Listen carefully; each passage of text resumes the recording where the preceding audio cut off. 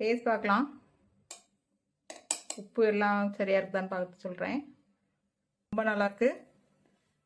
இந்த வீடியோ பிடிச்சிருந்தா சப்ஸ்கிரைப் பண்ணிக்கோங்க. ஒரு லைக்கை போட்டு விட்ருங்க. எல்லாருக்கும் வணக்கம்.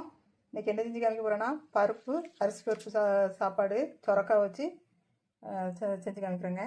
சொரக்காய் நறுக்கி வச்சுருக்கேன். தக்காளி 2 நறுக்கி வச்சுருக்கேன். 2 பல்லாரி நறுக்கி வச்சுருக்கேன். வீடியோக்குள்ளே போகலாம். சொரக்காய் சாப்பாடு செய்கிறதுக்கு குக்கர் எடுத்து வச்சுருக்கேன். இது வந்து சொரக்காய் வந்து ரொம்ப நீர் சத்து அதிகமாக இருக்குது. அது ஒரு நாளைக்கு ஒரு வாரத்துக்கு ஒருக்கா செஞ்சு சாப்பிடுங்க. இப்போ எண்ணெய் ஊற்றிக்கலாம். சமையல் எண்ணெய் ஊற்றிக்கலாம், தேங்காய் எண்ணெயும் ஊற்றிக்கலாம். எது வேணுமோ இப்போ ஊற்றிக்கோங்க. இன்றைக்கி நான் சமையல் எண்ணெய் ஊற்றிருக்கிறேன்.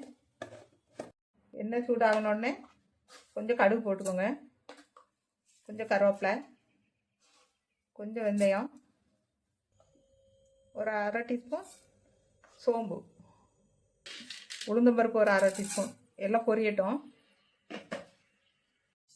ஒரு வரமிளகாவை கிள்ளி போட்டுக்கோங்க. எல்லாத்தையும் சேர்த்து லேசாக வதக்கி விட்டுருலாம்.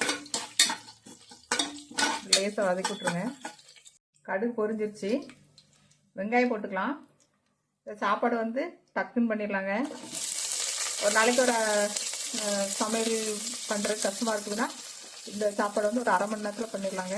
இதுக்கு ஒரு முட்டை அடை எடுத்து சூப்பராக சாப்பிட்றலாம். இது மாதிரி நீர் சத்து காய் உள்ளே போட்டனால நீர் சத்து உடம்புக்கு கிடைக்கும். சேர்த்து வதக்கி விட்டுலாம். வெங்காயம் கொஞ்சம் பொன்னிறமாக வதங்கட்டும். இன்னும் கொஞ்சம் அதிகமாக ஊற்றிருக்கேன், அதனால் வடிகட்டிட்டேன். போதும், இவ்வளோ எண்ணெயே போதும். கொஞ்சம் அதிகமாக சேர்த்துட்டேன், வடிகட்டியாச்சு. அப்புறம் தக்காளி போட்டுக்கோங்க. லேசாக வதங்கினா போதும், தக்காளி போட்டுக்கோங்க. 2 தக்காளி போட்டாச்சு. தக்காளி வெங்காயம் வதங்குற அளவுக்கு உப்பு போட்டுக்கலாம். கொஞ்சமாக உப்பு போட்டுக்கோங்க. இதுவும் சேர்த்து வதக்குங்க. பச்சை மிளகா கீரி போட்டிருக்கேன். பச்சை மிளகா கீரி போட்டுக்கோங்க, இல்லைன்னா காரமாகிடும். பச்சை மிளகா கீரி போட்டிருக்கேன் வாசனைக்கு. இது சேர்த்து வதக்கிக்கலாம். இருக்க அரிசி பருப்பையும் கழுவி எடுத்து வந்துடுறேன்.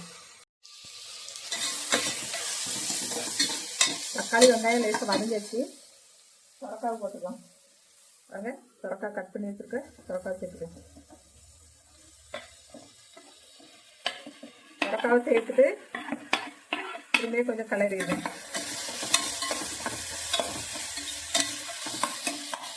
சொரக்காய் கொஞ்சமாக வெந்தால் போதும்.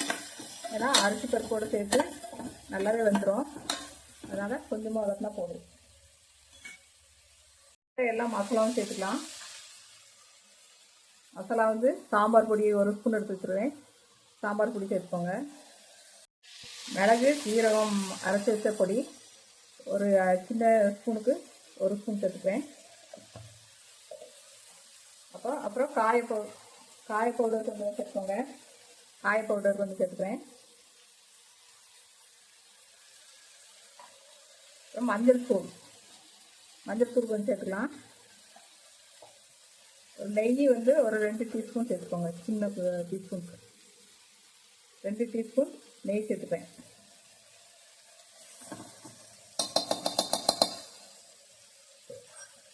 எல்லாம் சேர்த்து கிளறிக்கலாம். ஒரு நாளைக்கு இந்த மாதிரி ஸ்பீடாக செஞ்சிடலாம், வேலை முடிஞ்சிடும். ஒரு நாளைக்கு கஞ்சி ஸ்பீடாக பண்ணிடலாங்க. பருப்புமே உடம்புல சேருது, சொரக்காய் நீர் சத்து காயும் உடம்புல சேருது. அதனால் காய் கூட தேவையில்லை. நம்ம வந்து ஒரு முட்டை அடை எடுத்து சாப்பிட்டுக்கலாம். வதங்கிச்சு. தூக்கி அரிசி பருப்பு கொட்டிக்கலாம். கழுவி எடுத்து வந்துட்டேன். அரிசி பருப்பு கொட்டிக்கலாம். 1/2 மணி நேரத்துலேயே வேலை முடிஞ்சிடும். தேவையான தண்ணி ஊற்றிக்கோங்க. கண்ணுலேயே ஊற்றிடுவேன். நீங்கள் ஒரு 2 டம்ளர் அரிசிக்கு இது வந்து மீடியம் ஃப்ளேமில் வச்சு விசில் போடாமல் தான் வச்சுருப்பேன். அதனால் எக்ஸ்ட்ரா 1 டம்ளர் தண்ணி ஊற்றிக்கோங்க. 2 டம்ளர் அரிசிக்கு ஒரு 6 டம்ளர் தண்ணி ஊற்றிங்கன்னா கரெக்டாக இருக்கும். விசில் போட்டிங்கன்னா 5 டம்ளர் ஊற்றிக்கோங்க.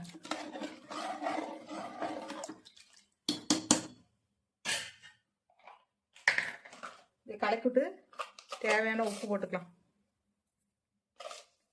கொஞ்சம் தான் போட்டிருந்தோம் உப்பு. இப்போ கரெக்டான லெவலில் உப்பு போட்டுக்கோங்க.